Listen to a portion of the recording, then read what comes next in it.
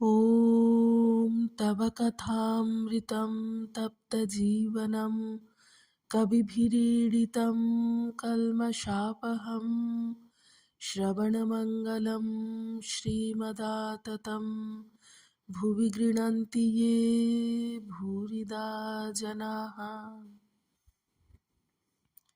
দক্ষিণেশ্বর মন্দিরে পণ্ডিত শশধরাদি ভক্ত সঙ্গে 1884 30শে জুন।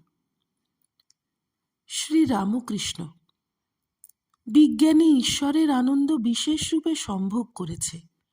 কেউ দুধ শুনেছে, কেউ দেখেছে, কেউ খেয়েছে। বিজ্ঞানী দুধ খেয়েছে আর খেয়ে আনন্দ লাভ করেছে ও হৃষ্টপুষ্ট হয়েছে। তবে একটি আছে, ঈশ্বরকে দর্শনের পরও কথা চলতে পারে। সে কথা কেবল ঈশ্বরেরই আনন্দের কথা, যেমন মাতালের জয়কালী বলা, আর ভ্রমর ফুলে বসে মধুপান করার পর আধো আধো স্বরে গুনগুন করে। বিজ্ঞানীর নাম করিয়া ঠাকুর বুঝি নিজের অবস্থা ইঙ্গিতে বলিতেছেন। জ্ঞানী নেতি নেতি বিচার করে, এই বিচার করতে করতে যেখানে আনন্দ পায় সেই ব্রহ্ম।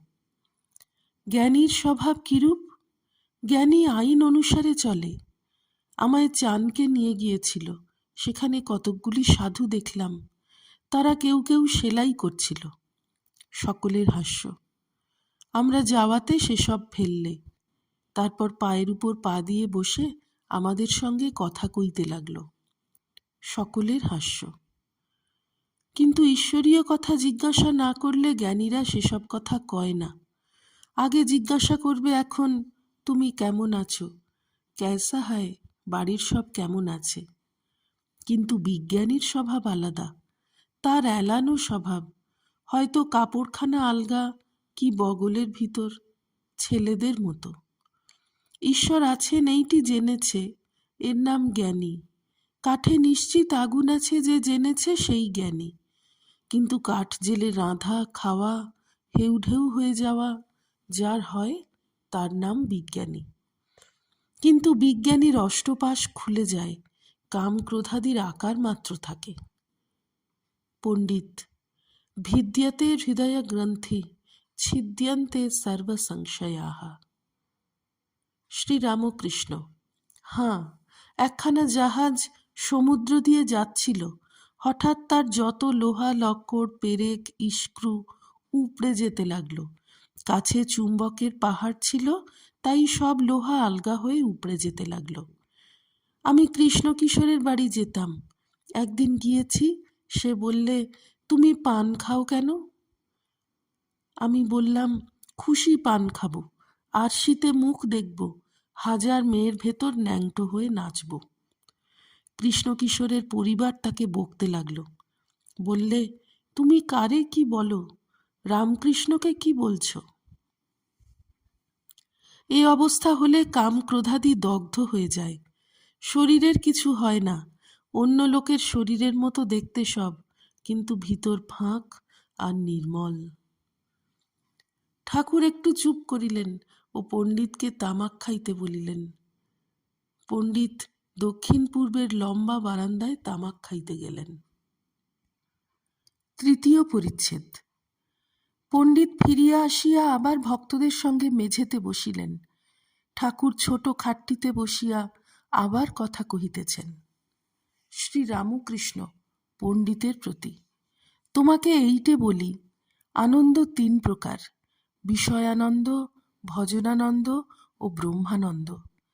যা সর্বদাই নিয়ে আছে কামিনী কাঞ্চনের আনন্দ, তার নাম বিষয়ানন্দ। ঈশ্বরের নাম গুণগান করে যে আনন্দ, তার নাম ভজনানন্দ।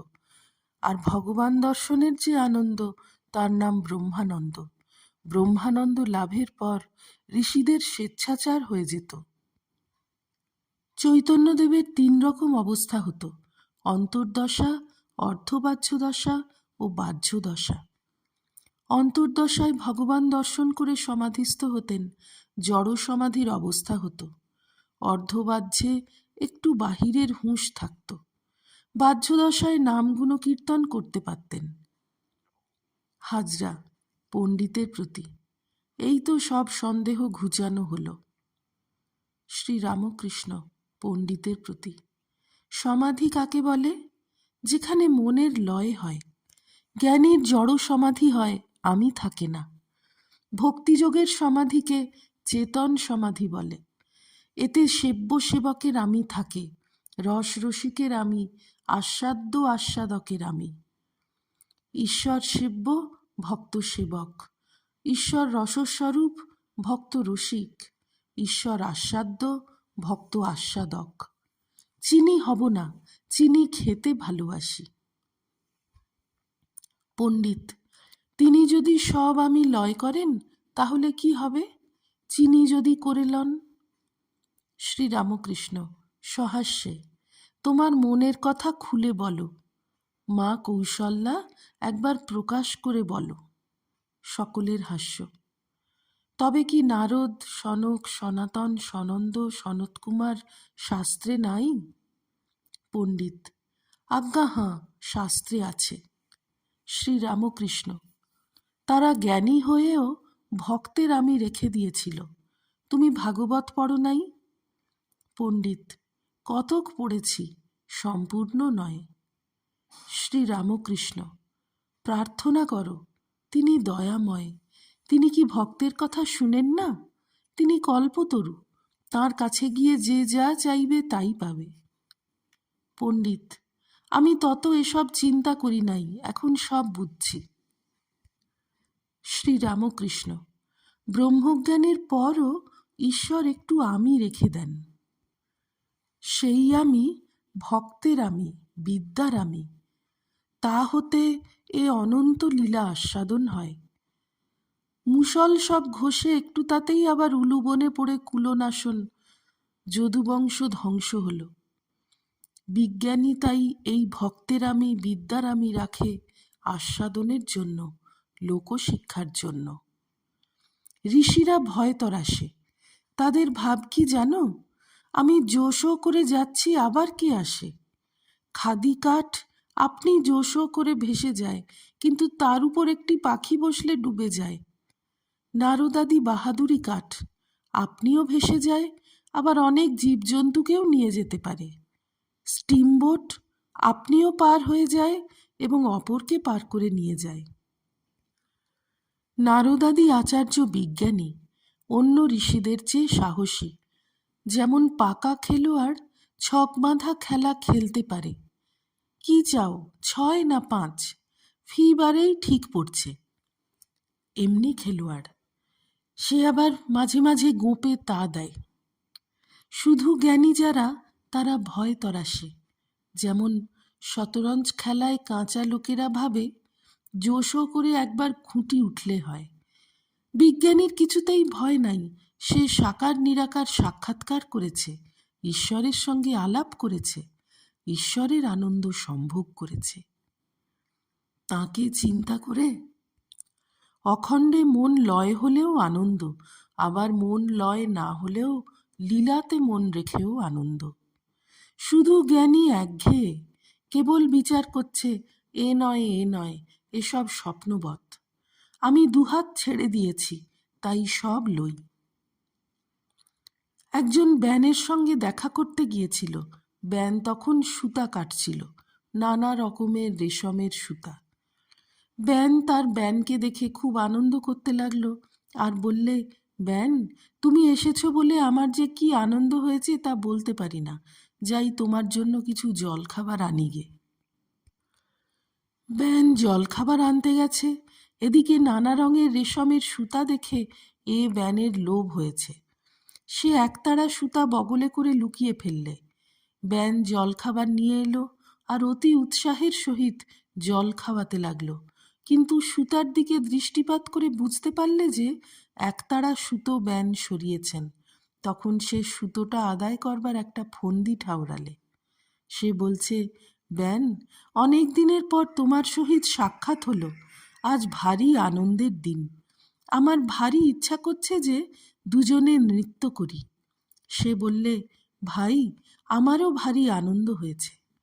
তখন দুই ব্যানে নৃত্য করতে লাগলো। ব্যান দেখলে যে ইনি বাহু না তুলে নৃত্য করছেন। তখন তিনি বললেন, এসো ব্যান, দুহাত তুলে আমরা নাচি, আজ ভারী আনন্দের দিন। কিন্তু তিনি এক হাতে বগল টিপে আরেকটি হাত তুলে নাচতে লাগলেন। তখন ব্যান বললেন, ব্যান ও কি, এক হাত তুলে নাচা কি, এসো দুহাত তুলে নাচি, এই দেখো আমি দুহাত তুলে নাচছি।